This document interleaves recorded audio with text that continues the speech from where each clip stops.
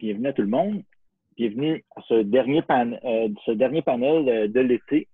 Notre webinaire d'aujourd'hui, le thème, c'est voyager en véhicule électrique.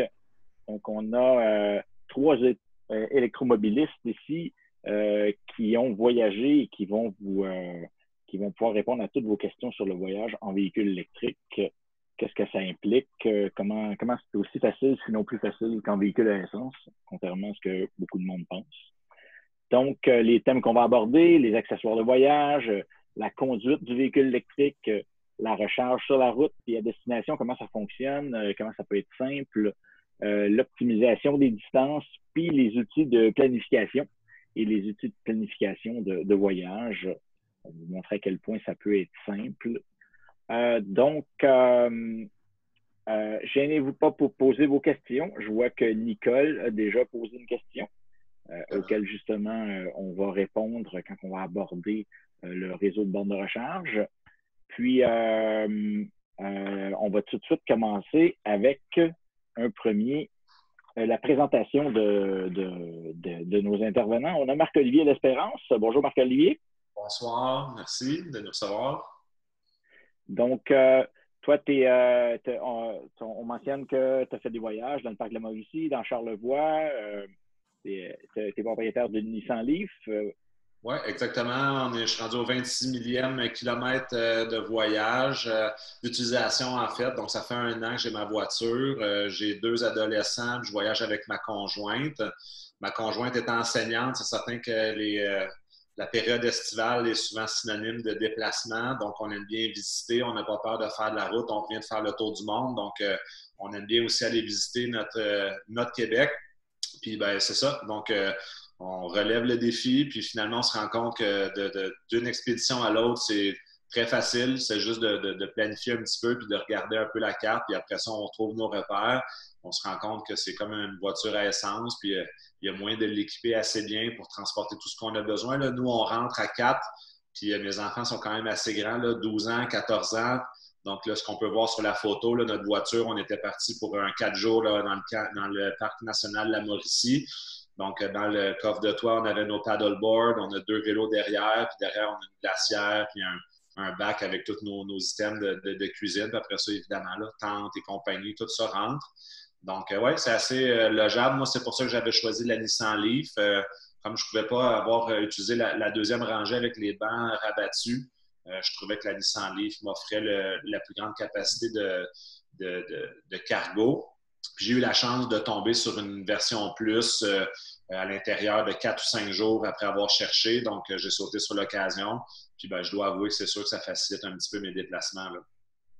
Fait qu'avec 26 000 km la première année, tu viens faire la démonstration là, par A plus B que le véhicule électrique, c'est pas nécessairement pour des gens qui vivent en ville ou qui roulent pas trop. Exactement. Puis si je peux rajouter un peu à la complexité de la chose, je dois mentionner que moi, je travaille de la maison, puis ma conjointe fait moins de 10 km par jour là, pour ses déplacements pour aller au travail. Donc, le 26 000 km, on l'a roulé là, pas nécessairement pour aller au travail. Fait qu'on dit toujours oui aux invitations, puis on n'a pas peur, on se promène en masse. On y va pour notre premier Yann, Yann Pavelko.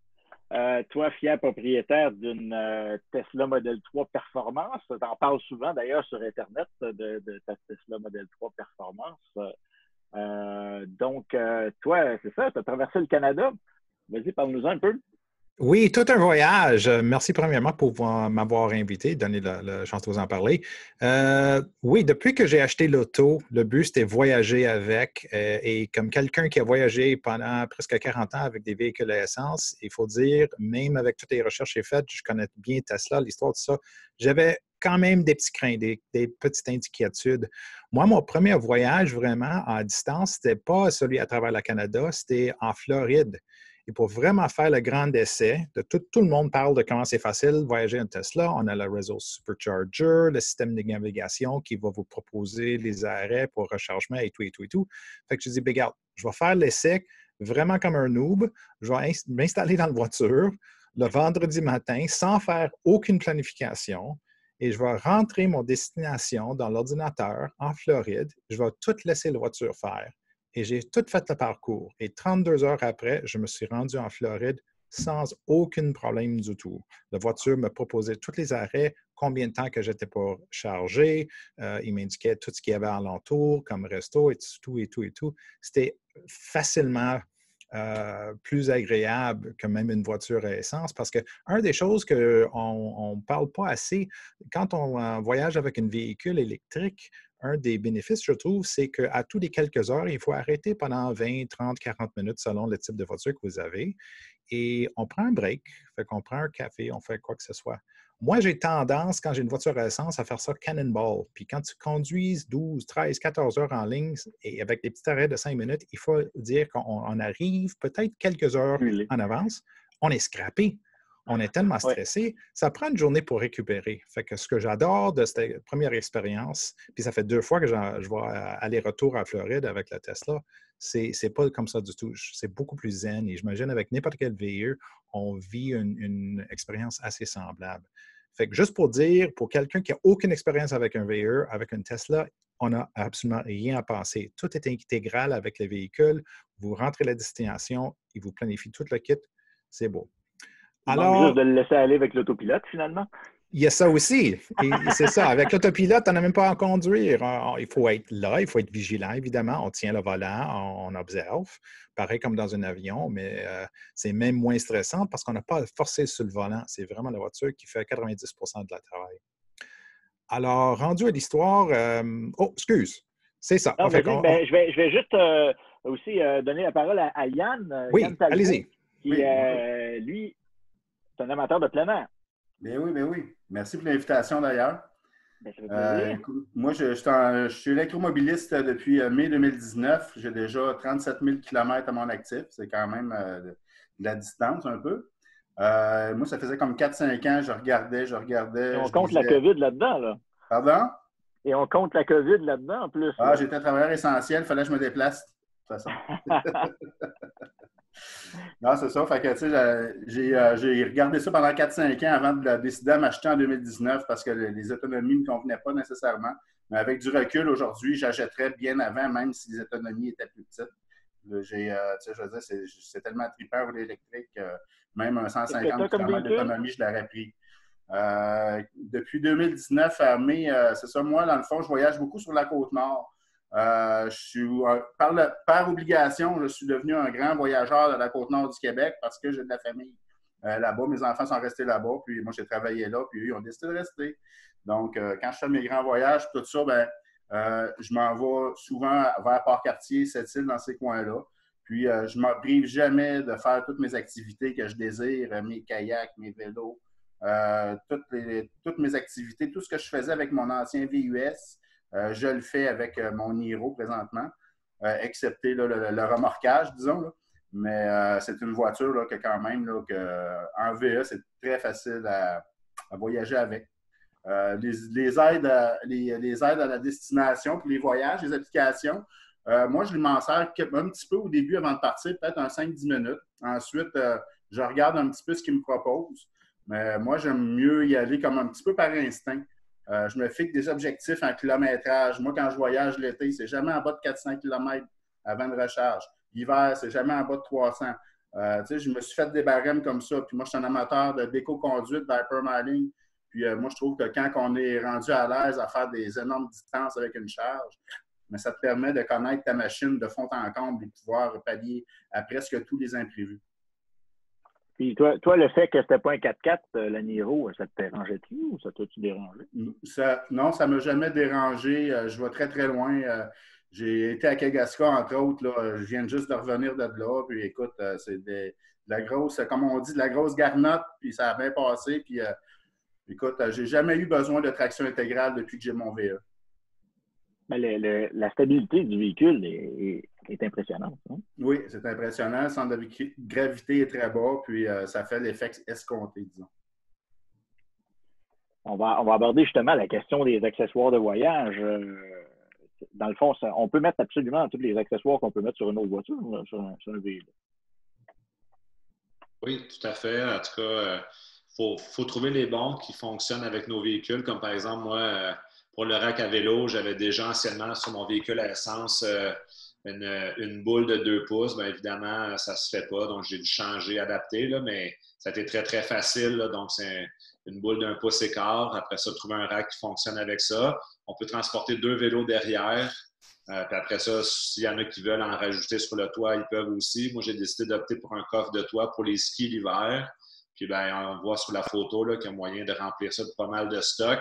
Donc, au final, j'ai remarqué, ça me consomme peut-être entre 3 à 4 kilowatts au 100 km là, de plus, là, grosso modo. Donc, c'est quoi l'autonomie de ton véhicule normalement? Moi, je fais beaucoup de la ville. Donc, en ville, normalement, c'est pas mal proche de 400, là, 390, 400. Mais c'est sûr que quand on part pour les vacances puis qu'on roule beaucoup en ligne droite, beaucoup d'autoroutes chargées comme ça, je dirais que je suis plus autour de, là, sans arrêt, peut-être un 280 km là, pour me rendre autour de 20 là, plus ou moins. Là. Fait que j'approche les 300 km là, avec moi, c'est une 62 kW. Donc, c'est ça. Donc, c'est les accessoires, nous, qu'on a choisis sur notre véhicule. Ça a été très, très facile à trouver, là, autant là, pour le support pour le toit que pour le rack à vélo. Là, donc, c'est assez simple. Okay. Et capable quand même, tu as un rack à vélo qui est accroché en arrière, là, sa structure. Fait que c'est capable de supporter. Ça n'affecte pas la garantie. Ah, ça, de ce que j'ai lu, non, dans le sens où c'est fait, on peut en ajouter. Ce qui n'est pas recommandé de ce que j'avais lu, c'était surtout, comme Yann Talbot disait, par rapport au remorquage. Donc, c'est pas fait pour tirer. Bon, je pense qu'on peut quand même, là, j'ai vu des photos d'autres membres sur les groupes Facebook là, qui peuvent s'en servir avec des remorques là, temporairement pour transporter un peu de matériel, mais grosso modo, c'est pas fait pour ça. L'autonomie risque d'être vraiment moins grande, puis j'imagine que toute la suspension, la géométrie de la voiture n'est pas faite pour ça. Pour ce qui est des vélos, j'ai rien trouvé là, qui conseillait de ne pas le faire là, pour 2 vélos. J'ai même vu un membre là, avec 4 vélos, mais c'est des vélos assez performants, là, très, très légers. Donc, avec des vélos de montagne comme ça, c'est pas recommandé d'en mettre plus là, parce que la base du support est seulement sur du 1 pouce et quart. Puis après ça, sur le toit, ben, il y a moyen de remplir ça avec beaucoup de choses aussi. Fait que, au final, c'est sûr qu'avec les 2 ados derrière, par moment, il faut être un peu plus vigilant là, s'il y a des descentes de trottoir, tout ça, parce qu'évidemment, la suspension est un peu affectée. Mais globalement, sur l'autoroute, j'ai vu aucun changement de comportement. Là, non, au contraire, ça fonctionne très, très bien. Tu sais, regarde, on voit comment ton véhicule est chargé, mais moi, personnellement, j'ai encore ma Corolla 2014. Là. J'attends pour la changer pour un véhicule électrique, mais je ne mets pas plus que toi. Je ne suis pas capable de mettre plus de vélo que toi. Ça se compare très bien. C'est pas parce qu'elle est électrique. Donc, tout à fait. Puis même, justement, comme tantôt, je parlais au camping de la Mauricie, on était avec 2 autres familles d'amis. Puis comme ça fait juste 1 an, il n'y avait pas eu le temps de voir le véhicule. Puis quand ils nous ont vu sortir, là, en ouvrant la valise, sortir tout notre matériel, ils étaient très, très, très surpris. En fait, dans la Leaf, je pense que c'est comme ça dans de plus en plus de véhicules. Il n'y a pas de roue de secours. Donc, la valise est quand même assez basse. Puis, ça permet d'aller loger beaucoup plus. Fait qu'il y a un autre système là, quand il y a une crevaison. Là, fait qu'il ne faut pas s'inquiéter non plus. Là. Mais on n'a pas à transporter le pneu. Donc, ça réduit le poids, ça réduit le volume. On le gagne en espace cargo. Fait que, ouais, c'est ça.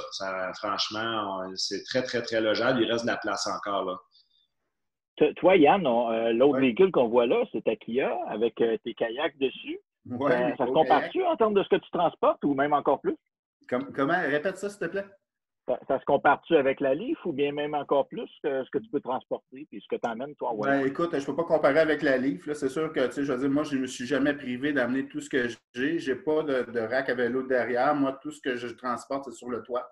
Par contre, je peux vous dire que ces 2 kayaks-là, ça correspond à une consommation hivernale. Donc, quand je voyage avec ça, je fais comme si je serais en hiver. C'est vraiment un 5 kWh peut-être de plus au 100 avec ça sur le top. C'est quand même lourd, ça fait près une 60aine de livres chaque. Mais encore là, toi c'est combien d'autonomie normalement, ton véhicule? Les gens, souvent quand tu es électromobiliste, tu vas venir qu'à parler en kilowattheure justement, qui est beaucoup plus exact. Mais les néophytes, eux autres, ils parlent encore en termes de kilomètres. Ça représente à peu près combien de kilomètres normalement? C'est ça, je n'ai pas abordé le sujet des kilowattheures, mais bon, en kilométrage, disons, à l'aise, j'en étais dans les bonnes conditions. à condition d'autoroute sur l'A20, un Drummondville, Québec, qui va se faire environ aux alentours de 14 kWh au 100. Donc, c'est à peu près un 470 km d'autonomie à vitesse constante, sans arrêt. Là. Parce que c'est sûr que moi, je préconise la roue libre toujours. Je régénère le moins possible parce que pour moi, la régénération, c'est un petit peu un échec au bon rendement. On va l'aborder tout à l'heure, cette question-là de l'éco-conduite, là, Ouais. mais à quel point tu peux étendre l'autonomie? Ce qu'on t'affiche, là, oui. c'est juste l'autonomie suggérée ou c'est l'autonomie moyenne, mais on peut faire bien mieux que ça. Là. Moi, juste une précision, l'autonomie dont j'ai fait part, c'est avec la famille au complet à bord. Là, donc, c'est ça. Là, à l'âge, ça se rapproche du Niro un peu plus. Okay. Avec les kayaks, là, c'était un 360 max. Environ. OK. Mais ça pogne dans le vent aussi. Là. Oui, ça pogne dans le vent. Et toi, Yann, Pavelko, ta Model 3, je pense pas que tu peux mettre un rack sur le top. Oui, justement, il y en a une qui est faite exprès par Tesla. Ça prend une qui est assez spéciale parce que le toit est tout tiré, mais il y a comme un genre de petite braquette qui est cachée en dessous du vitre. Puis le rack fait spécial par Tesla, aucun problème. Puis ça s'adapte à n'importe quelle sorte d'accessoire pour les bateaux, des skis, n'importe comme genre utilisage normal des vélos, quoi que ce soit. Tu traverses le Canada, tu pars-tu chargé comme ça? Je n'étais pas chargé comme ça, non. Justement, on voulait avoir l'autonomie maximum. Fait qu'on a tout mis en l'intérieur du véhicule. Fait que tout a rentré dans le coffre. Le Model 3, le coffre est assez grand quand même. Il y a à peu près 13 pieds cubes d'espace. Fait qu'on a tout rentré nos bagages. J'avais un roue de secours juste en cas où, parce que, comme on dit, la plupart des véhicules, il n'y en a pas, mais juste en cas où, on avait amené une grande de 18 pouces, là, plein, mais tout a rentré dans le coffre. On avait peut-être un petit peu de la bouffe sur le banc arrière, mais c'est tout. OK. Donc, est-ce que vous voyez qu'il y a des choses en particulier qu'il faut adapter dans sa conduite quand on voyage en véhicule électrique ou on n'a pas vraiment à se casser la tête par rapport à quand on voyage en véhicule à essence? C'est sûr qu'il y a toujours la planification du trajet, comme on parlait. Oui, ça, on va l'aborder un peu plus tard. Là. OK. Bon, cet aspect-là. OK. Moi, c'est certain que j'aime bien utiliser le ProPilot sur ma Nissan. Je ne l'utilise pas tout le temps, mais ça permet justement, un peu comme Yann Pavelko le disait, là, de relâcher un peu la tension dans les mains. Ça permet de garder des bonnes distances aussi. Ça permet justement de se prendre une gorgée d'eau là, puis en s'assurant que tout fonctionne bien. C'est aussi simple que d'utiliser un régulateur de vitesse standard sur une voiture à essence. Donc, même, je trouve que c'est encore plus complet. Moi, je l'utilise. J'avais déjà lu certaines personnes qui pensaient que ça peut peut-être affecter l'autonomie. Je ne sais pas ce que les autres invités en pensent. J'en ai pas assez fait pour constater vraiment de changement. Mais c'est vraiment plus pour se relâcher un petit peu, là, puis être plus relax. Là. On n'a pas besoin de tenir à deux mains, tout ça. Là, donc, ça fonctionne assez bien, même si sur les autoroutes, il y a des courbes à prendre. La voiture suit. Puis après les 2-3 premières courbes, là, on a compris que ça fonctionne bien. Donc, on faut rester attentif, mais grosso modo, la voiture fait bien le travail. Si jamais ça freine assez bien. Puis, s'il y a du trafic, ça s'arrête complètement, la voiture s'arrête et repart lorsque le trafic repart. Donc, ouais, c'est quand même un outil intéressant. Je ne l'utilise pas tous les jours, mais quand par moment, je suis content de l'avoir. Avez-vous tout l'adaptateur de vitesse, le cruise control intelligent qui va s'adapter à la distance des autres véhicules? Oui. Oui, on peut toi, Yann, c'est sûr que tu l'as. Yann Talbot, oui. Est-ce que tu l'as, toi? Oui, j'ai ça. C'est merveilleux. Je n'ai pas de nom autopilote, propilote. On va appeler ça Kia Pilote, là, je ne sais pas. Mais c'est vraiment un bon système que les gens parfois passent à côté, mais on peut faire 4-5 km de ligne droite sans nécessairement que le système te demande de toucher au volant. C'est vraiment reposant. La voiture va s'arrêter dans le trafic et va repartir par elle-même. C'est très, très, très le fun à utiliser. Moi, de toute façon, je l'utilise toujours. Comme je disais, j'ai fait beaucoup d'hypermiling et de l'éco-conduite. Je n'ai jamais vraiment remarqué une incidence liée au pilote automatique, au régulateur adaptatif. je pense que c'est pas très significatif comme consommation d'énergie. C'est ce que je pensais aussi. Ouais, non, c'est ça. Je sais qu'avec avec les enthousiastes de Tesla, il y en a plusieurs qui ont constaté qu'il y a une légère pénalité avec le Tesla si tu l'utilises, surtout s'il y a beaucoup de trafic et beaucoup de changements de vitesse parce que le système va régénérer plus et peut-être arrêter ou changer un petit peu plus brusquement son vitesse, tandis que nous autres qui sont habitués à plus hypermiling puis laisser la voiture aller, mais on parle de très minime, peut-être quelques pourcentages, c'est pas grand-chose. Moi, je sais que j'ai essayé celui de la Nissan à plusieurs occasions, là, à la fois le ProPilot puis le régulateur de vitesse adaptatif. Puis le ProPilot, je sais pas, je suis pas habitué à l'utiliser. C'était le fun à utiliser, mais l'adaptateur, le régulateur de vitesse adaptatif, ça, c'est un must quand tu voyages, quand tu fais un voyage au long cours. C'est extraordinaire. Oui, exactement. Moi, je pense que oui. Garder les distances, si on est plus frileux, on peut demander à la voiture de rester plus loin. Sinon, on peut rester un peu plus proche. Quand ça freine, la voiture calcule automatiquement les distances, donc ne fera pas en sorte que ça va freiner très, très sec. Non, c'est vraiment bien. Si jamais, par mégarde, on doit dépasser et on n'a pas mis notre clignotant, le volant va vibrer aussi pour te rappeler à l'ordre.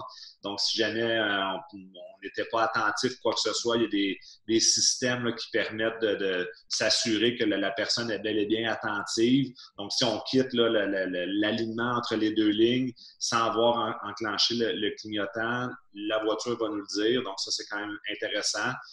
Donc, si jamais les lignes arrêtent d'être continues, ça peut arriver par endroits là, que les lignes sont plus très, très définies. Le système nous avertit, il va désengager automatiquement le système de conduite assistée pour nous forcer à reprendre le volant. Donc, ouais, c'est assez dur de se tromper, en fait. C'est pas mal fait pour que tout le monde s'y retrouve facilement. Yann Pavelka, j'avais oublié de te demander, c'est quoi l'autonomie de ta Tesla, toi? Vu que le mien est une modèle performance, elle est cotée à 480 km, tandis qu'une modèle 3 bimoteur avec la grande batterie, c'est plutôt 500. Il continue à le perfectionner. Il est un petit peu plus que 500, je pense, en ce moment, mais 480 dans mon cas. Puis quand elle est pleinement chargée pour voyager, oui, à 100 c'est ça. Ça fait une différence? Est-ce que ça fait une différence quand elle est pleinement chargée pour voyager, quand que je ne parle pas de charger en termes de batterie, mais charger en termes de bagages. Là. Ça dépend du trajet parce que si on parle d'une élévation constante, non, le poids, ça ne changera vraiment pas grand-chose. Et en théorie, ça devrait même améliorer parce que plus que le véhicule est rabaissé, mieux que c'est au niveau de la résistance aérodynamique.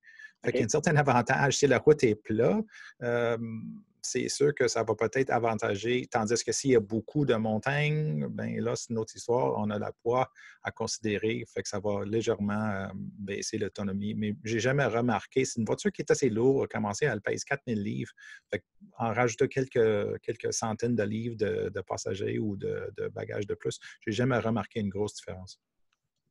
Puis, je pense que dans tous les cas, vous devez avoir expérimenté que le freinage régénératif, ça permet même d'allonger ton autonomie théorique, là, contrairement à dans une voiture à essence où dès que tu freines, après ça, le fait de réaccélérer, tu vas perdre l'énergie puis tu vas réaccélérer après.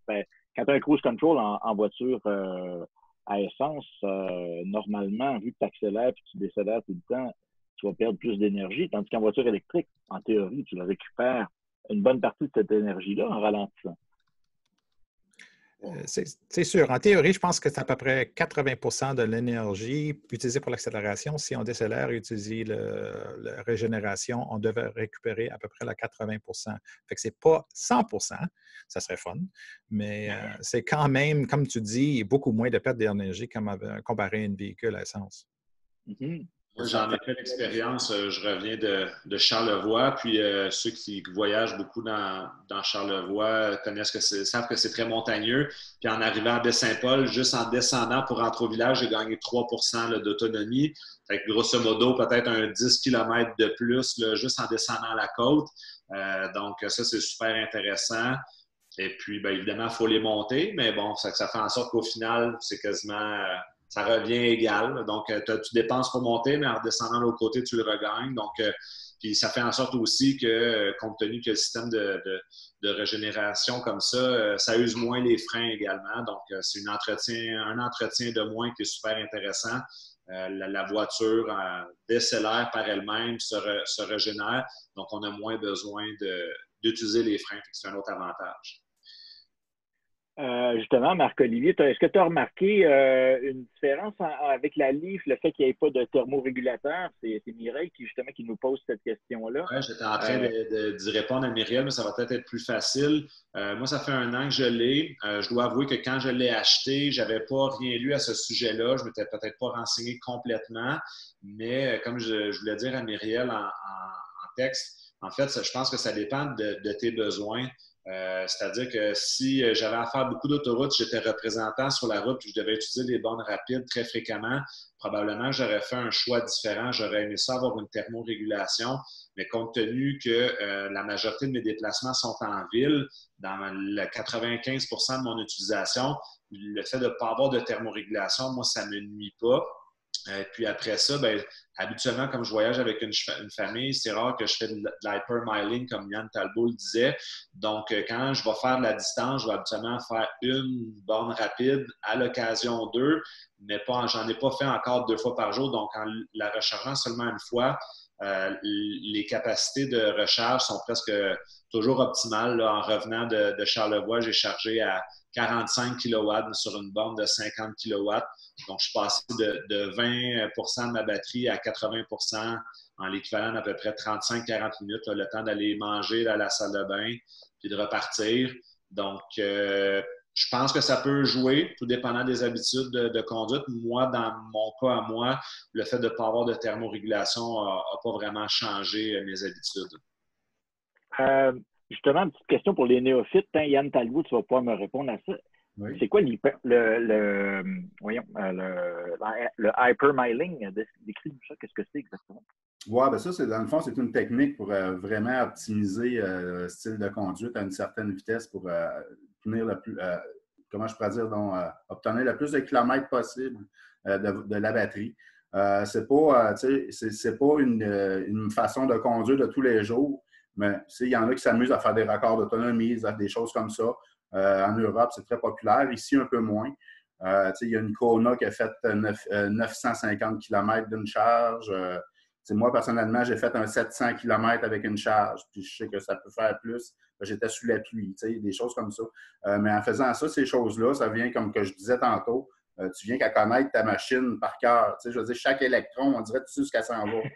C'est dur, c'est drôle à dire, mais c'est comme ça. Puis après ça, je ne fais jamais d'hypermiling quand je voyage. Mon seul hypermiling quand je voyage, c'est vraiment juste suivre les limites de vitesse. Je ne fais rien d'autre que ça parce que quand je voyage loin, à un moment donné, il faut que tu arrives aussi. C'est comme un jeu, là, faire du hypermiling. C'est un jeu juste pour le fun. Puis, moi, en faisant ça, je trouve que je développe des belles techniques avec ma voiture. Le système de palette au volant, tu peux le régénérer sur de très, très longues distances en modulant ta régénération. Je veux dire, moi, je favorise l'anticipation aux arrêts. J'essaie toujours quand je vois un feu rouge au loin, j'essaie toujours de tout lâcher, rouler en roue libre, puis en espérant qu'elle va tomber rouge, verte sur mon passage. C'est des techniques comme ça. Une régénération, on l'a dit tantôt, hein, on perd beaucoup plus d'énergie à accélérer qu'à régénérer. Je veux dire que si on régénère de 50 à 20, mais on va dépenser beaucoup plus d'énergie de retourner à 50 par la suite. Fait que, en anticipant comme ça, puis en régénérant pas, on perd moins d'énergie. Moi, c'est ma façon de faire. Puis, mais en voyage, par contre, puis oui, j'ai bien des promenades en mode sport, puis j'aime ça m'amuser aussi. Là. Mais sauf que, moi, j'ai fait de l'hypermiling, puis j'aime bien ça faire ça. Parlons un peu de la recharge, les réseaux de recharge. Comment ça fonctionne. Donc, pour la plupart des véhicules, là, on va aborder la question de Tesla juste après, mais la plupart des véhicules peuvent juste se recharger sur le réseau de recharge public normal, qui est le circuit. Tu as plein de réseaux, tu as circuit électrique, tu as Flow, tu as ChargePoint, EV-Duty, etc. Toi, Yann, puis Marc-Olivier, est-ce que vous avez pas mal utilisé ce réseau-là? et pas mal fait l'expérience de ce réseau-là pendant que vous voyagez? Oui, c'est sûr. Moi, je n'ai jamais vraiment pogné de borne du circuit électrique non fonctionnel depuis mai 2019. Je n'ai jamais attendu une fois. J'ai toujours eu mon spot aussitôt que j'arrive. C'est pas vrai. Il y a une fois que ça n'a pas marché, ça n'a pas fonctionné. C'est une borne semi-rapide, 25 kW à Tadoussac, une borne ABB. C'est la seule fois que je n'ai pas pu me charger. Mais toutes les BRCC 50 kW, je n'ai jamais eu de problème avec ça. T'es-tu abonné à tous les réseaux? Juste Flow. C'est assez. Flow, ça te donne accès à quoi? Ça donne accès au circuit électrique, ça donne accès à Flow, ça donne accès, je pense que c'est pas mal les deux principales. Là. Je pense aux États-Unis, ça te donne accès à des réseaux aux États-Unis. Hein? Ah, ça se peut. Je ne suis pas allé aux États-Unis encore, puis je ne me suis pas informé tant que ça. OK. Et toi, Marc-Olivier? Moi, je suis membre Flow. Ça me donnait l'avantage justement d'utiliser le système de Flow et du circuit électrique plutôt que d'être membre seulement du circuit électrique. Ça a toujours bien été. J'ai déjà eu un pépin à une borne et puis j'ai appelé le numéro qu'il y avait sur la borne. Ça a été très, très efficace. La dame qui nous a répondu nous a permis de régler le problème. Ça a été très, très efficace. Donc, il n'y avait pas vraiment de problème comme tel. C'était plus une problématique informatique qu'une problématique électrique, si on peut dire. Cet été, je m'en vais visiter l'Abitibi, puis on pense revenir par l'Ontario, donc suivre la rivière des Outaouais, mais du côté de l'Ontario. Puis c'est ça, là, on me dit que les cartes de Flow fonctionnaient bien. J'ai vu une question initialement là, quand l'émission a commencé. Normalement, les bornes de recharge, moi que j'ai l'habitude d'utiliser, on doit verser de l'argent de manière électronique sur notre compte. Et puis, on a le choix soit d'activer la borne à l'aide d'une carte qui est fournie, soit par Flow au circuit électrique, ou sinon, si vous avez un téléphone intelligent, là, puis vous avez une connexion Internet, vous pouvez procéder à l'activation de la borne de cette façon-là. Donc, c'est très, très simple. C'est encore mieux, pas besoin de sortir de carte, quoi que ce soit. On a juste à activer ça. Moi, c'est maintenant mes enfants qui font la recharge de la voiture. Ils aiment bien ça. C'est un gros pistolet. C'est très simple et très sécuritaire. C'est très difficile de se tromper. Et puis, ils sont souvent bien placés aussi. Quelques moments, on peut trouver qu'ils sont peut-être un peu exposés au soleil. Là, il n'y a pas nécessairement d'endroit partout pour être à l'ombre, mais il y a toujours des commodités très, très proches. Puis ça de plus en plus, c'est rendu un critère, je pense même pour le circuit électrique, quand ils mettent leur borne. Il faut qu'il y ait des commodités. Je pense que oui. Puis nous, ça nous est arrivé une fois d'attendre. On est arrivé en même temps qu'une Chevrolet Bolt, puis il y avait seulement une borne. Donc, notre temps de recharge a été plus long, mais c'était notre premier voyage à l'été dernier. Donc, c'est sûr que nos autres déplacements, on les a planifiés un petit peu plus. Tu répondais justement à la question de Nicolas Blais qui demandait s'il y a des réseaux qui fonctionnent avec carte de crédit directement. Maintenant, est-ce que la question se pose vraiment? Là, parce que c'est sûr que quand on regarde ça de l'extérieur, en tant que propriétaire de voiture à essence, on se dit ça serait plus simple si je peux payer par carte de crédit direct. Mais regardez, moi personnellement, là, je me suis fait passer une Nissan l'année passée, une Leaf. Puis, j'étais arrivé à une borne. Je me suis ouvert un compte circuit électrique sur une application, sur mon cell. Puis, tout de suite, j'ai pu me charger. J'ai mis de l'argent dedans. Moi, au début, j'étais un peu sceptique, puis en parlant avec les gens qui sont en charge du circuit électrique, ce qu'ils m'expliquaient, c'est que ça leur permet de sauver des frais. Donc, eux autres, c'est une façon de ne pas avoir à gérer l'utilisation des cartes de crédit, fait que ça se fait virtuellement. Ça prend vraiment, littéralement, à moins de 30 secondes à ajouter des fonds si jamais on a oublié d'en ajouter. Fait que ça prend une connexion Internet minimalement, sinon on peut le faire de notre ordinateur avant de partir. Donc, c'est très, très simple. Ça facilite la recharge quand on arrive au bord. Quand on parle de recharge rapide, là, on parle de 10 à 12 $ par heure de recharge, c'est ça? Oui, grosso modo. Je pense qu'il y a d'autres endroits, c'est un peu plus cher, là, mais je ne suis pas sorti du Québec. Donc, pour le Québec, oui, c'est aux alentours de 10 à 12 $ de l'heure. Puis normalement, quand on a passé l'équivalent de 30 à 45 minutes, notre voiture est actuellement prête à repartir. Là. Mais au Québec, toi, Yann, il y a des bornes qu'on peut payer avec des cartes de crédit. Le circuit Petro-Canada. OK. Oui. Ça, on peut utiliser les cartes de crédit. Il n'y a pas nécessairement de carte de membre qui est utilisée, ceux-là. Oui, c'est carrément comme une station-service. Oui, c'est ça. C'est des bornes d'emblée à 100 kW. C'est des bornes quand même très rapides. Puis, c'est ça, eux, Petro-Canada, dans le fond, ils font leur réseau transcanadien le long de l'autoroute 20 pour permettre de traverser le Canada d'un océan à l'autre. Et maintenant, je pense que la plupart de ces chargeurs-là à travers le Canada sont rendus, c'est soit des 200 ou des 350 kW. On n'a pas des voitures en moins, oui, mais ils sont assez en train de rattraper Tesla, là, parce que toi, justement, Yann Pavelko, tu as l'heureux accès au réseau de Tesla. Tu as un réseau carrément dédié pour toi. Là. Je pense que tu as même accès au reste des réseaux aussi. Là. Mais pour ce qui est de Tesla, ça c'est un gros avantage parce que c'est un réseau super bien développé et ultra rapide. Hein? Oui, justement, juste en Amérique du Nord, il y a des milliers de bornes. Si on comprend ce qu'ils appellent des bornes de destination, qui c'est des niveaux 2, des 240 volts, on a des centaines partout dans les hôtels, les bars, des restos, on les voit partout. Mais vraiment, le plus haut du gamme, c'est le Supercharger, qui est le réseau privé de niveau 3, le plus haut, le courant direct. Recharge rapide qui nous permettent, dans le cas de mon modèle 3, de mon presque 500 km d'autonomie, je peux remettre à peu près 250 km dans 20 minutes à cette heure. Ça coûte combien de l'heure? Ou combien du 20 minutes, mettons? Ça, c'est difficile à interpréter parce que ça fonctionne par le courant utilisé. Fait qu'en haut de 60 kW, c'est 44 cents le minute. En bas de 60, ça tombe à 22.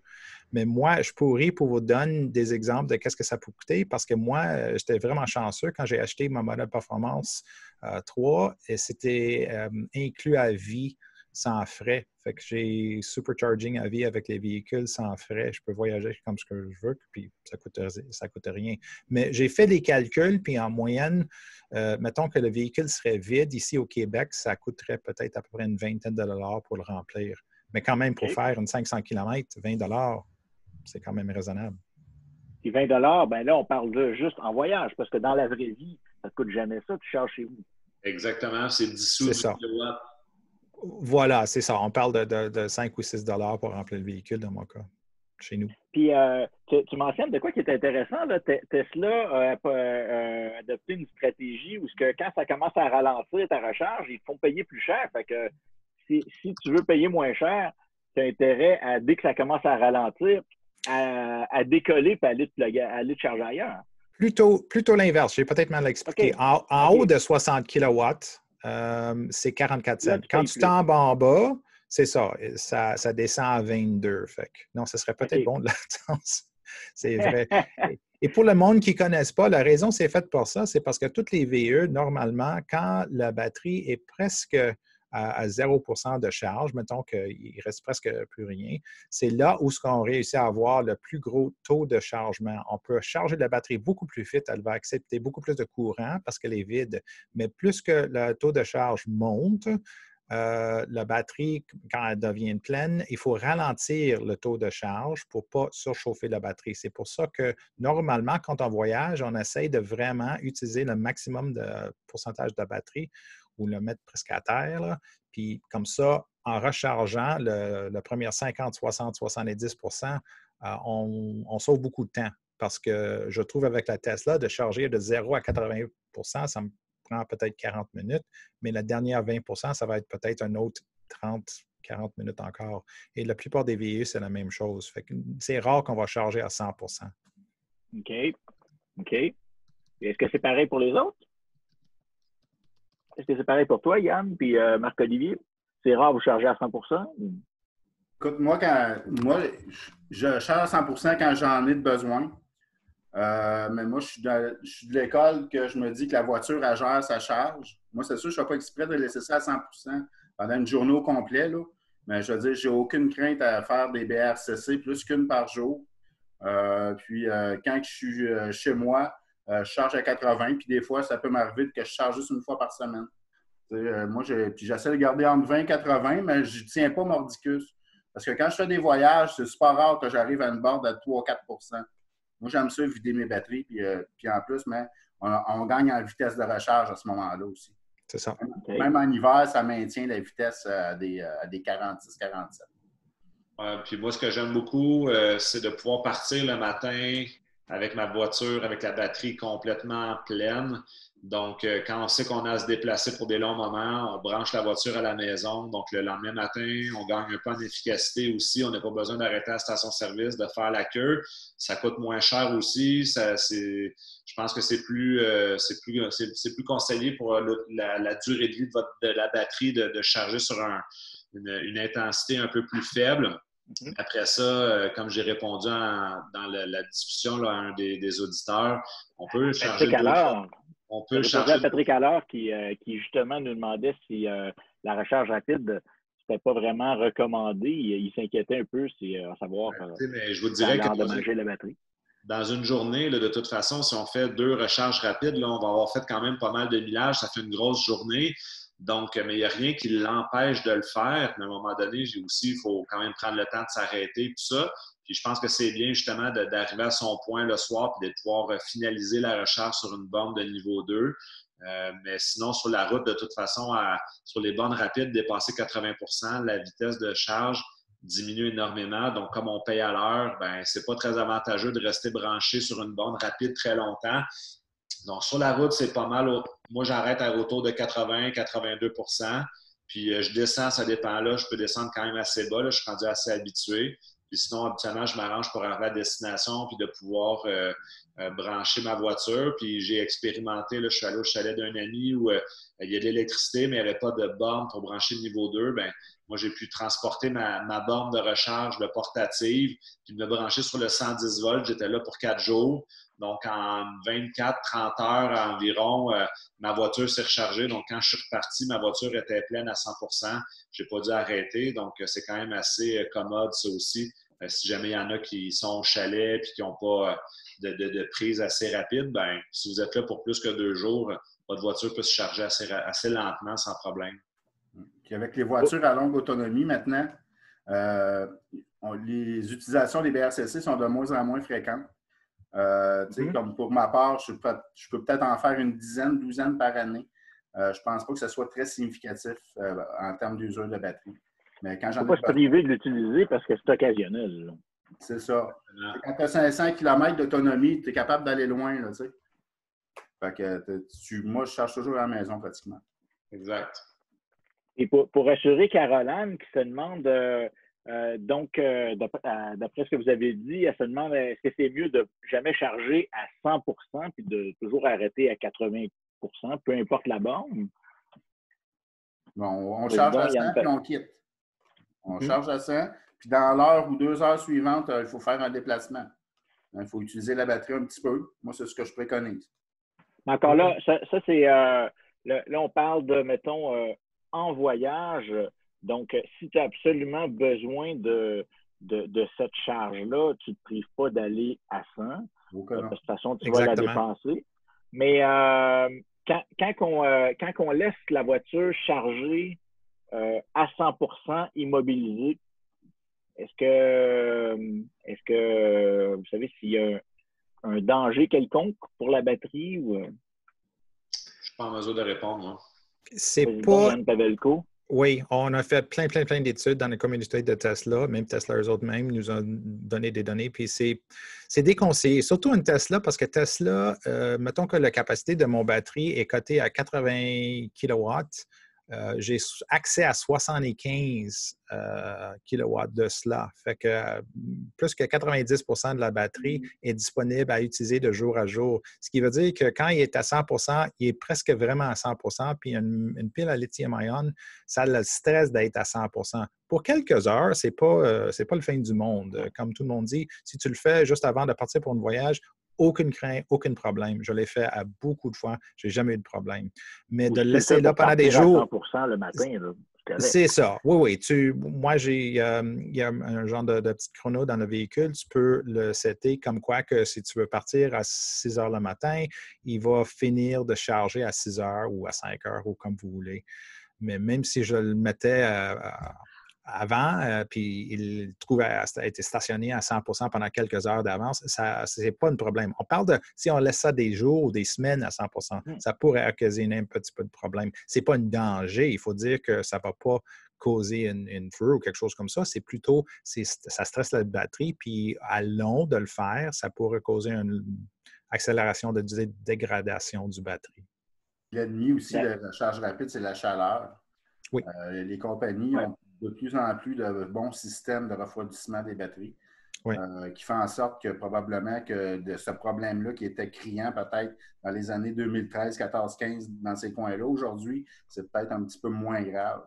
On fait juste penser à Romain Bélanger avec sa Bolt qui a 330 000 km, puis il n'y a pas 10 de perte de batterie, puis il y a plusieurs BRCC par jour. Donc, on voit que c'est un, tu sais, je veux dire, est-ce que les BRCC consécutives, je ne sais pas combien de centaines il y en a sont actifs, mais il y a toujours bien juste même pas 10 de perte à 330 000 km. Et justement, je viens de faire la preuve du 1er février jusqu'au mi-mars. J'ai mis 20 000 km total sur le mien. J'ai fait aller-retour de Floride, puis le long du Canada 2 fois. J'ai fait du supercharging plus que 100 fois dans ce temps-là. À très haute courante, entre 100 et 200 kW à chacune de ces 100 sans arrêt. J'ai fait scanner la batterie chez Tesla. Par après, ils disent elle est parfaite, il n'y a aucune dégradation. Fait que, voilà.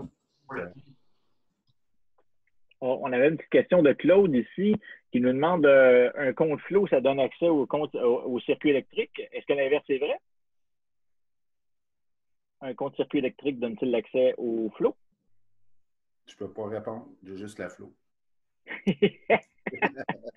Je pense que oui, parce que moi, j'ai le circuit électrique. Je pense que ça donne les deux, mais je ne l'utilise pas assez souvent pour dire. C'était Flow qui englobait les deux, à moins que ça l'ait changé. Je vous pose la question, mais dans le fond, je pourrais très bien y répondre. C'est effectivement le cas. Moi, j'ai un compte circuit électrique, mais j'ai accès à Flow. C'est juste que les Flow coûtent un petit peu plus cher. Mais à peine, je pense que c'est $1 de plus. Puis, j'avais une petite question ici, plutôt technique, de Nicolas Blais. Est-ce qu'il y a un truc pour éviter que le fil du pistolet tire sur le pistolet, puis qu'il force de côté lorsqu'il est branché dans le port de recharge du véhicule? Quand tu te branches à une borne, puis que ton fil, pour pas qu'il tire sur le côté, y a-t-il un truc pour ça?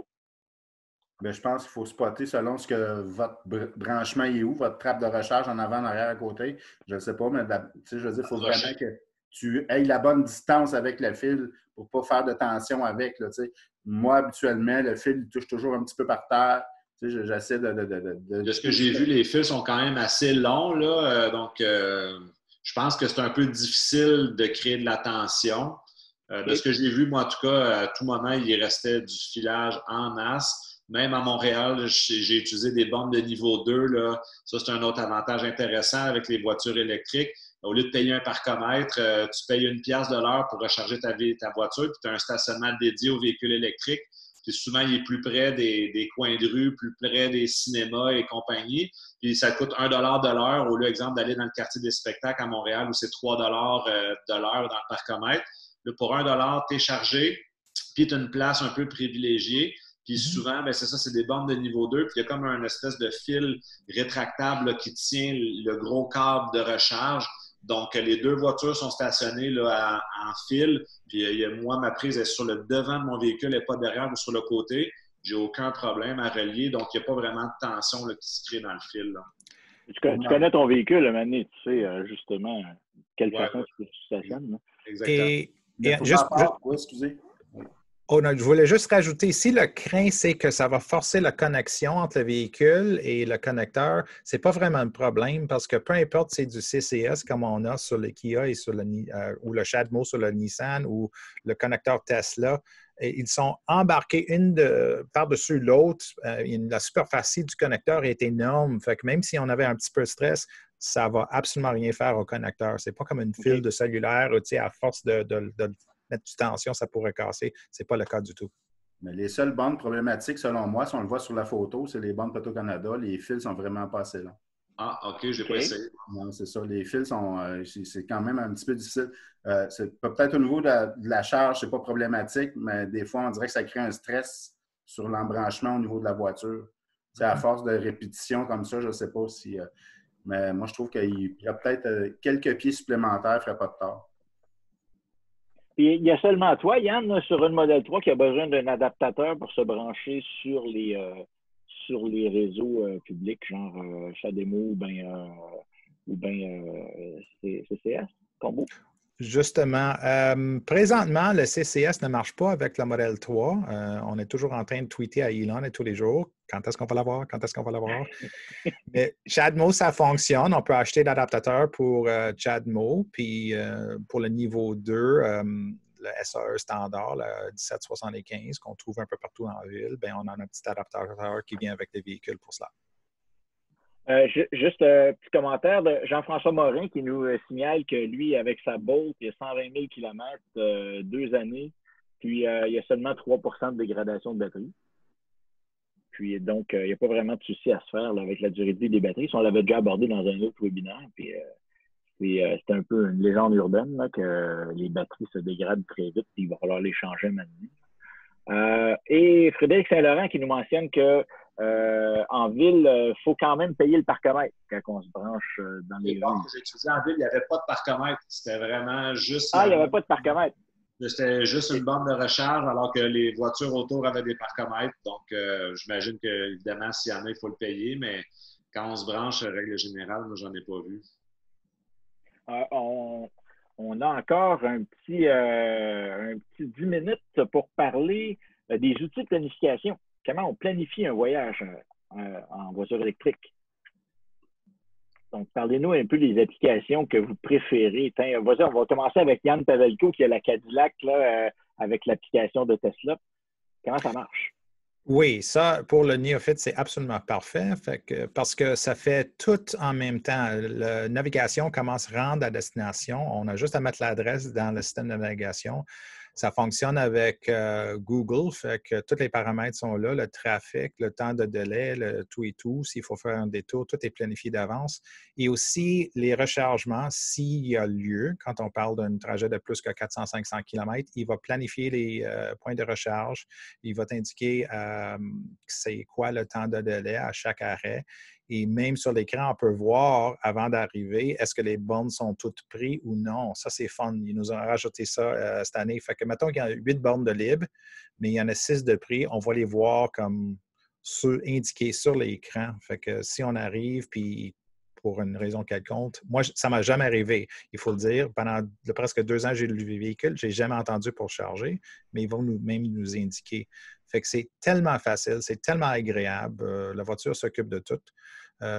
Vu que je suis vraiment fanatique, je joue souvent avec A Better Route Planner. C'est un logiciel indépendant pour planifier les routes. Ça, c'est spectaculaire parce qu'on peut être même plus précis. On peut rajouter le poids du cargo dans le véhicule, les passagers. On peut manuellement ajuster la consommation du véhicule, comme dans le cas de Ian ou Marc-Olivier. Si vous avez des choses sur le toit, vous pouvez ajuster les consommations en conséquence de ça. Ça va tout faire.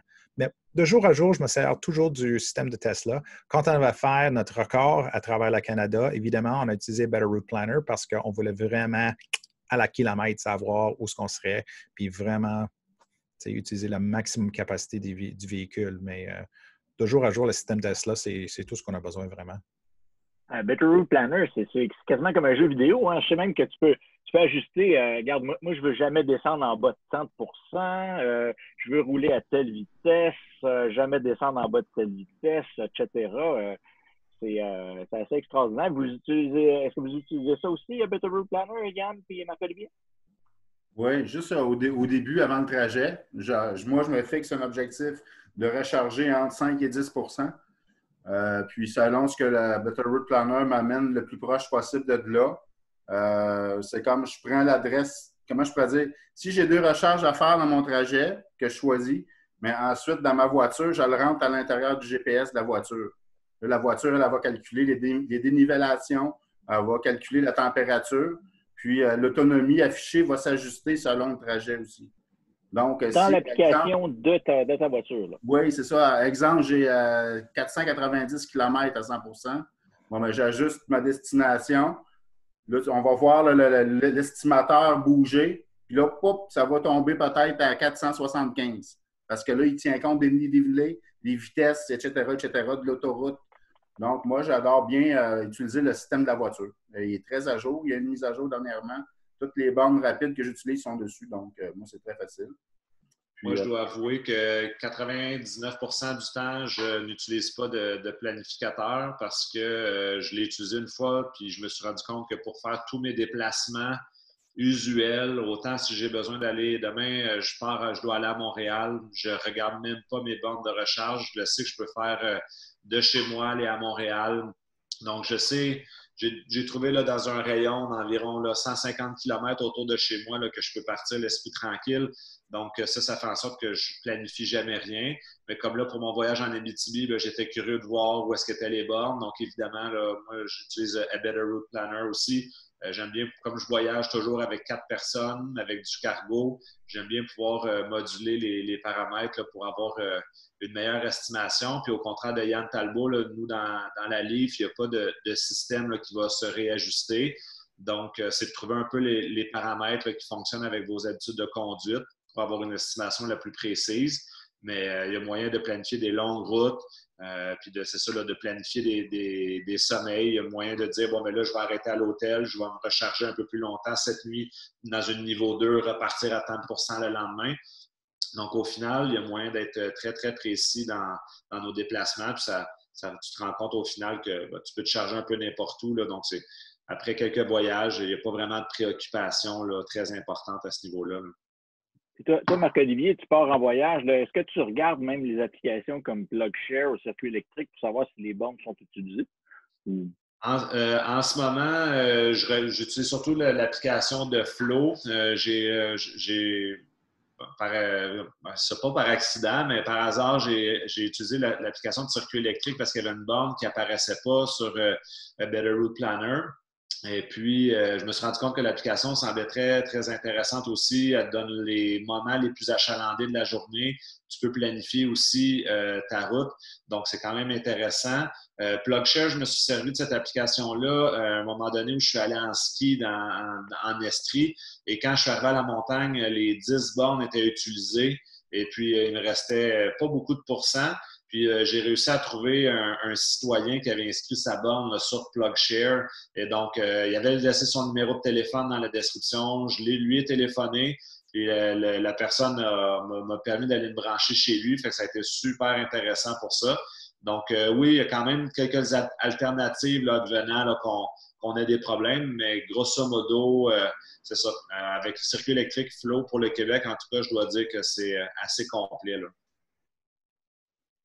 Ça aussi, c'est quelque chose d'extraordinaire. Le fait que tu as non seulement un réseau très développé de recharge rapide et de niveau 2, mais tu as en plus des citoyens qui offrent leurs bornes et qui les trouvent sur ces applications-là. Exact. Oui. Non, pour ça, l'anxiété de l'autonomie, le range anxiety, moi, beaucoup m'en parlait. Dans la première semaine après avoir roulé, c'était déjà parti. Là, donc, on ne se fie plus vraiment, on ne s'inquiète plus vraiment de ça. Actuellement, le réseau est très, très dense. Exact. Il y a des bornes partout. Oui, on est très gâtés au Québec. Il y a plein d'endroits aux États-Unis, ce n'est pas le cas. Même dans le centre du pays, ça commence à s'améliorer. Mais ici, là, on est vraiment choyé à ce niveau-là. C'est quand tu dis que tu peux aller faire une recharge rapide à Natashquan, c'est wow, c'est le bonheur. C'est quelque chose, oui. J'ai une petite question ici pour Yann. Ça a l'air très pointu. C'est Réal Deschâtelet qui demande comment avez-vous pu éviter la batterie froide que vous aviez à White River dans le nord de l'Ontario lors de votre grand voyage? C'est une excellente question parce que j'ai appris un méchant leçon. En allant, j'ai pris à peu près une semaine de vacances tranquillement pour y aller de Montréal à Vancouver. J'étais solo, fait que j'ai arrêté des hôtels. Ça m'a pris 4 jours en total de me rendre là-bas. Et justement, c'est quand j'ai arrêté à White River, il faisait comme genre moins 25, moins 27 ce soir-là. J'étais arrivé, il me restait encore à peu près 30 de charge dans la batterie et j'étais juste à côté du supercharger de l'hôtel. Fait que je me disais, regarde, c'est pas grave, je vais me lever le lendemain et je vais prendre quelque chose à manger au Tim Hortons pendant que la voiture se recharge. Je ne me stresse pas avec ça parce que je suis arrivé tard, ça ne me tentait pas de charger le véhicule avant de me coucher. Je me lève le matin et le petit icône bleu, ce qui me dit que la batterie est très, très, très froide. Et j'ai perdu à peu près 10 de l'autonomie à cause de la froide. Mais on sait qu'une fois que la voiture se réchauffe, cette 10 qui est au froid va revenir avec la chaleur. Sauf que la voiture n'avait pas le temps de se réchauffer. On était juste à côté du supercharger. Fait que quand je l'ai plugué le matin, au lieu d'avoir mon 150-200 kW de taux de recharge, j'étais comme poigné à 50 à cause que la batterie est très froide. Fait que c'était juste vraiment un inconvénient. Ça m'a pris comme plus qu'une heure là, pour charger, quand ça aurait dû prendre 20-30 minutes. Mais ce n'était pas la fin du monde. Mais ce qui est fun, quand on parle du centre du Canada, à cause les hivers sont toujours tellement froids, tous les hôtels que j'ai arrêtés, ils ont toujours un prix 120 volts pour réchauffer des véhicules à essence. Fait que ce que j'ai fait la prochaine soir, quand j'ai arrêté à Winnipeg, ou pas loin de Winnipeg, à Brandon, même chose, très, très, très froid, j'ai laissé la voiture branchée sur le 110.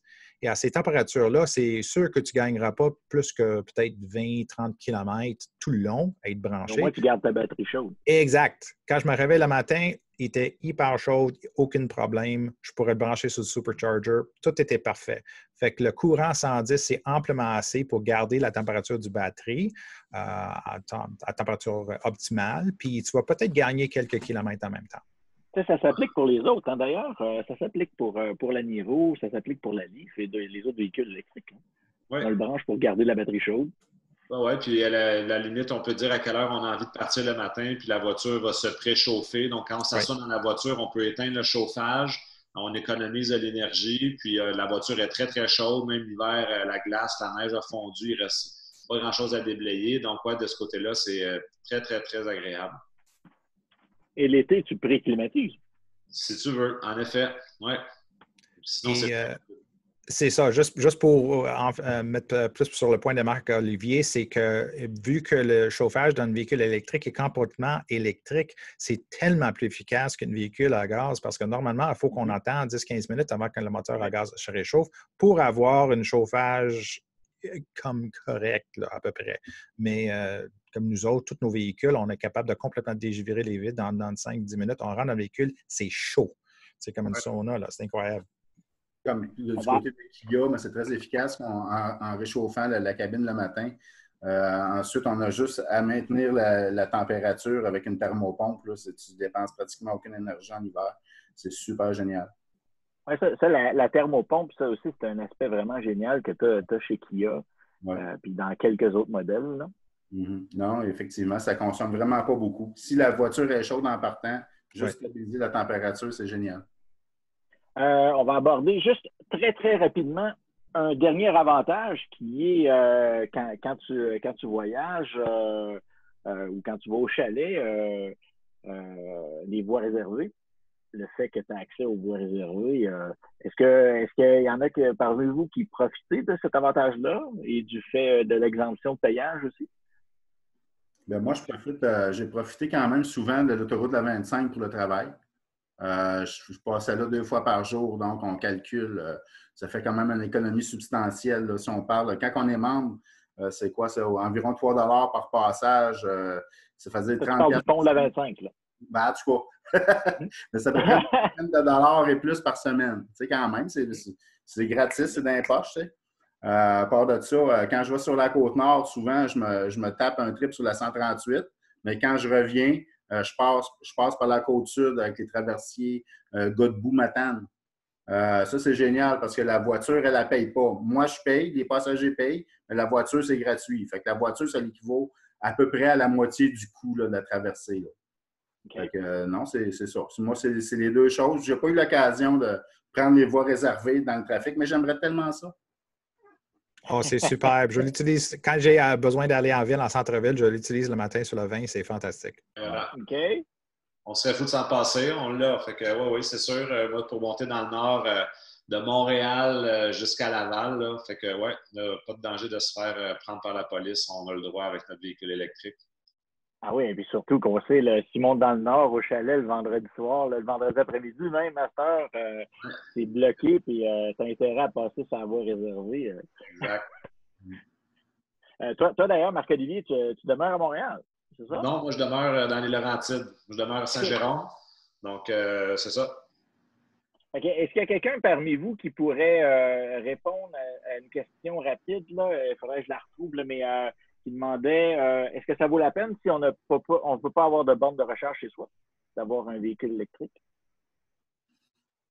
Une question qu'on a déjà abordée par le passé, mais... La façon de voir ça, écoute, avec les véhicules à grande autonomie, là, 60 kWh et plus, tout dépendamment des besoins, quelqu'un en appartement peut se contenter d'une recharge rapide par semaine, tout dépendant des besoins.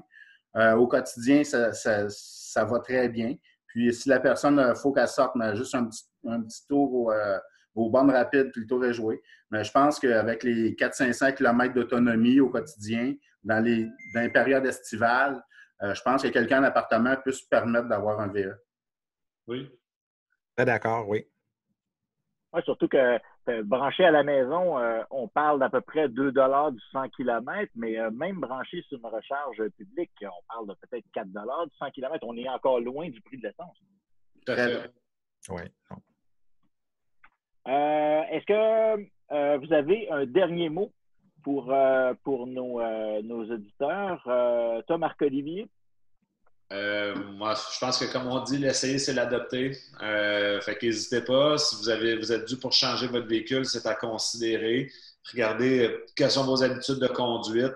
Puis, c'est de voir justement qu'est-ce que ça vous prend. Un peu plus de cargo, de la thermorégulation, des charges rapides. Mais sinon, il y en a pour tous les goûts. Puis, je pense que ce qui s'en vient va avoir encore plus d'offres. Ça va répondre à la demande. Mais ouais, n'hésitez pas. Là. Moi, en tout cas, je suis super content d'avoir fait ce changement-là. Vas-y, Yann Talbot. Oui, bien c'est ça. Il ne faut pas hésiter, il ne faut pas avoir peur. La fameuse autonomie, le fameux temps de recharge, des déplacements normaux quotidiens, on n'a tellement pas besoin de ça. Des recharges rapides, etc., etc. On charge à 95 %. Bien, pour la plupart des gens à la maison, ce n'est pas un facteur vraiment les attentes aux bornes. Puis on passe 10 minutes 2 fois par semaine à mettre de l'essence dans nos véhicules, 1 fois par semaine peut-être, 10 minutes fois. Là, je ne commençais pas à faire de la maths, là, mais c'est beaucoup de temps dans une année, ça, quand même. Comparé à ce que moi, j'arrive à la maison, je branche puis je m'en vais. Hein? Et du stress, hein? Là, t'entends en radio, ouais, le gaz monte là, à 1,30, il monte de 15 mauvaise humeur. Tu dépêches à aller gazer, puis tout, là, puis c'est de mauvaise humeur en plus. C'est ça. Non, c'est ça. Puis, tu sais, moi, j'ai eu beaucoup de difficultés à convaincre ma conjointe. Puis, c'est elle qui était mon frein un petit peu à l'acquisition d'un VF. J'ai décidé de faire ma tête dure. J'en ai acheté un.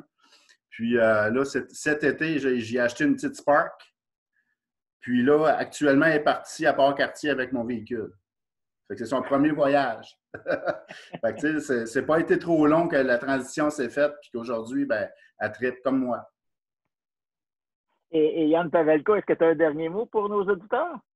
Absolument. Je suis tellement content d'être invité ce soir parce que le sujet de voyager en VE, c'est quelque chose que je tiens évidemment à cœur. Évidemment, Trevor et moi, on rencontre cette question assez souvent, l'hiver au Québec ou quoi que ce soit. Un VE, est-ce que c'est pratique? Est-ce que je peux voyager? Est-ce que je peux faire ci? Je peux faire ça? Justement, le point de faire le Lightning Run, c'était de faire preuve. On a fait 6133 km en 73 heures.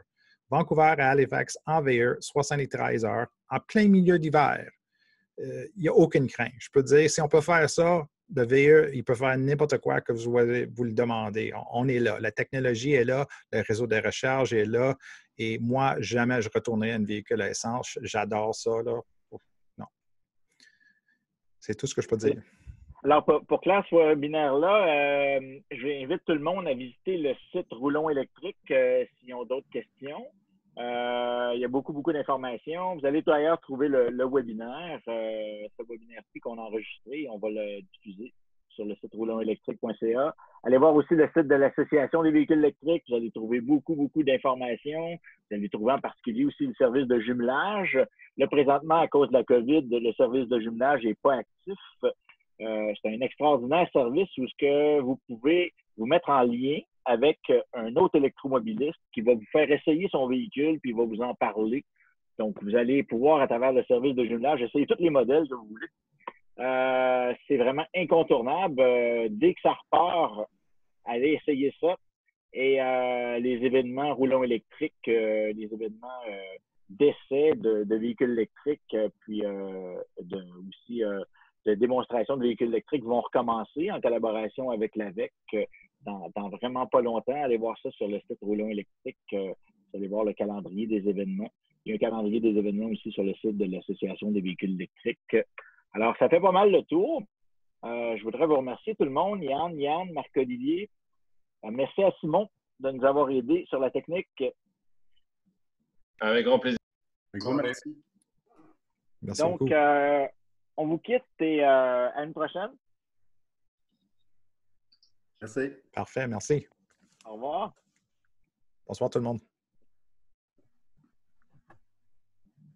Bonsoir.